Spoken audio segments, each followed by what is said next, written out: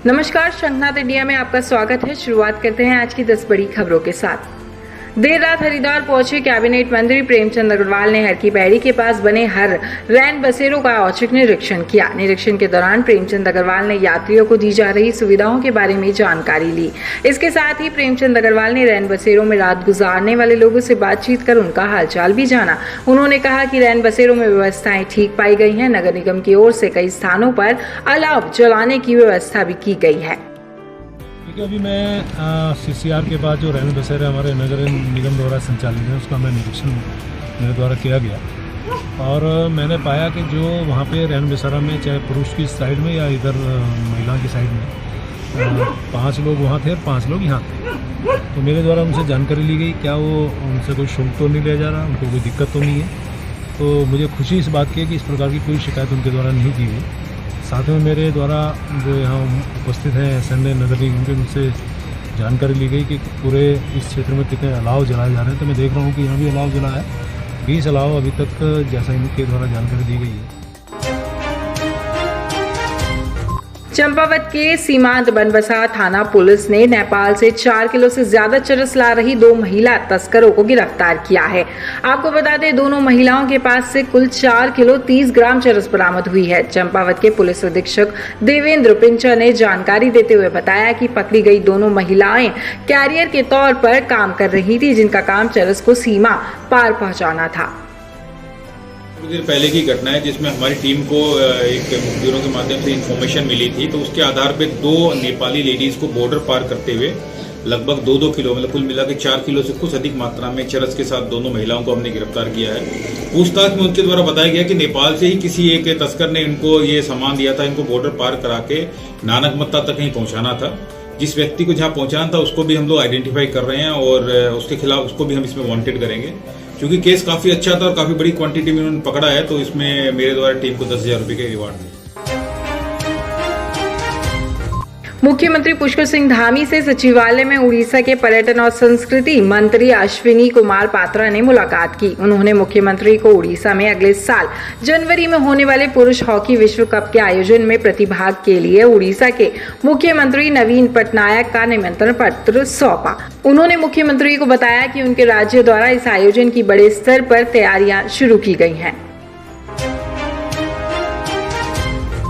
मुख्यमंत्री पुष्कर सिंह धामी ने महिला सशक्तिकरण और बाल विकास विभाग की समीक्षा की। मुख्यमंत्री ने प्रदेश में लिंगानुपात में सुधार लिए पीएनडीटी एक्ट के प्रभावी क्रियान्वयन पर ध्यान देने के लिए जिलाधिकारियों की अध्यक्षता में जिला स्तर पर टास्क फोर्स के गठन के निर्देश दिए। आपको बता दें, उन्होंने बेटी बचाओ बेटी पढ़ाओ योजना के प्रति सामाजिक जागरूकता के प्रसार और राज्य को नशा मुक्त बनाए जाने के लिए नशा मुक्ति केंद्रों की स्थापना पर ध्यान देने को कहा। मुख्य सचिव डॉक्टर एस.एस. संधू की अध्यक्षता में सचिवालय में राज्य स्तरीय गंगा समिति की 14वीं बैठक आयोजित हुई। मुख्य सचिव ने गंगा के किनारे बसे शहरों में भी सेप्टेज मैनेजमेंट की तत्काल कार्यवाही सुनिश्चित करने के निर्देश दिए। उन्होंने कहा कि गंगा में ड्रेनेज का अशोधित जल न जाए, यह सुनिश्चित जरूर किया जाए। मुख्यमंत्री पुष्कर सिंह धामी ने टिहरी झील में आयोजित national championship Tehri water sports cup का उद्घाटन किया। इस दौरान केंद्रीय ऊर्जा मंत्री आर.के. सिंह भी मौजूद रहे। मुख्यमंत्री धामी ने आयोजन स्थल पर लगे विभिन्न स्टॉल्स का निरीक्षण भी किया। साथ ही पहले सत्र की विजेता टीमों को मेडल भी प्रदान किए। इस दौरान मुख्यमंत्री धामी ने अपने संबोधन में कहा कि यह पहला मौका है जब टिहरी झील में राष्ट्रीय स्तर की इस खेल प्रतियोगिता का आयोजन किया जा रहा है। उन्होंने कहा कि आज देश में प्रधानमंत्री मोदी के नेतृत्व में समृद्ध खेल संस्कृति का विकास हो रहा है। उन्होंने यह भी कहा कि खेल एक ऐसी विधा है जिसके जरिए खिलाड़ी न केवल अपना और अपने परिवार का नाम रोशन करते हैं, बल्कि इससे उनके प्रदेश और देश का नाम भी रोशन होता है।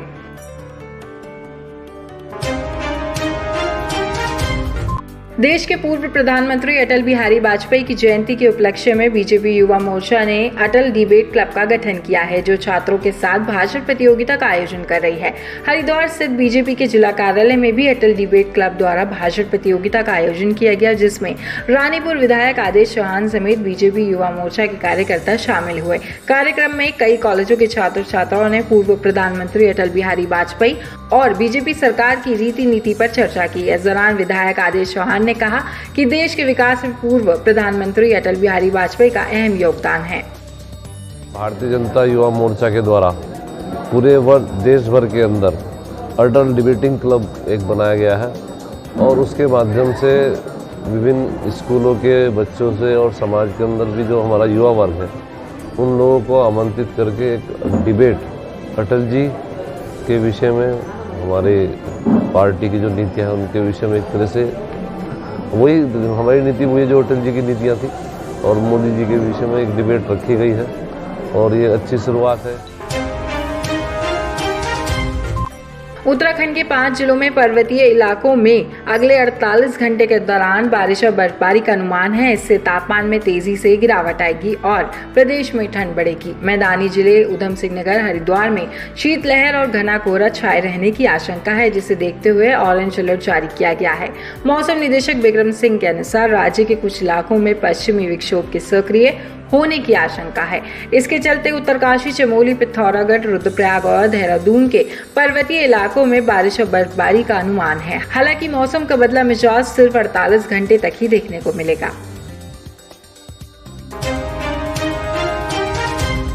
चंपावत के नेपाल सीमा से लगे सीमांत क्षेत्रों में नए वर्ष को देखते हुए सुरक्षा बढ़ाई गई है। नेपाल से आने वाले सभी रास्तों पर जिला पुलिस और एसएसबी के जवानों द्वारा आवागमन करने वाले यात्रियों की सघन चेकिंग की जा रही है। ज्ञात हो कि नए वर्ष के मौके पर भारत से बड़ी संख्या में लोग नेपाल के कसीनो में जुआ खेलने आते हैं।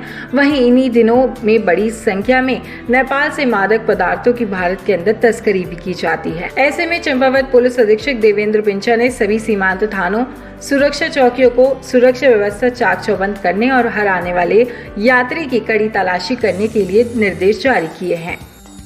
संबंधों इन चीज को ध्यान में आड़ में को लेके भी कई अवैध एक्टिविटीज बीच बीच में होती रही है। उसी को चेक में रखते हुए हमने वहाँ पर एक क्यूआरटी तैनात की जो समय समय पे रेगुलर बेस पे वहाँ पर चेकिंग करती है। उस दौरान करीब 7 लाख से अधिक की रकम अब तक हमने वहाँ पर अभी बरामद भी इसी 1 महीने के अंदर लगभग कर ली है। और नव वर्ष को ध्यान में रखते हुए भी चेकिंग लगभग सुदृढ़ रहेगी और ये लगभग 12 घंटे जब तक हमारा बॉर्डर खुला रहता है उस दौरान वहाँ पर लगातार रहेगी। इसके अलावा जो अनमैन्ड दूसरे रूट है, छोटे रूट जहाँ पर एसएसपी की गश्त रहती है, वहाँ भी पुलिस की पिकेट भी और गश्त रहेगी इस 3-4 दिन के दौरान, नव वर्ष के दौरान, ताकि कोई भी अवैध एक्टिविटी होती है उसको हम रोक सकें। उत्तराखंड के सरकारी स्कूलों में छात्र छात्राओं और शिक्षक कर्मचारियों को मास्क पहनना अनिवार्य होगा। इसका आदेश मुख्य शिक्षा अधिकारी डॉक्टर मुकुल कुमार सती ने देहरादून जिले के सभी सरकारी, निजी और अशासकीय स्कूलों के प्रधानाचार्य को जारी किया है। साथ ही महानिदेशक विद्यालयी शिक्षा और माध्यमिक शिक्षा के साथ साथ देहरादून जिलाधिकारी, सीएमओ और सभी खंड शिक्षा अधिकारी और मंडलीय अपर निदेशक को भी इस संबंध में कार्यवाही के लिए पत्र भेजा गया है। तो आज की खबरों में बस इतना ही। देखते रहिए शंखनाथ इंडिया। धन्यवाद।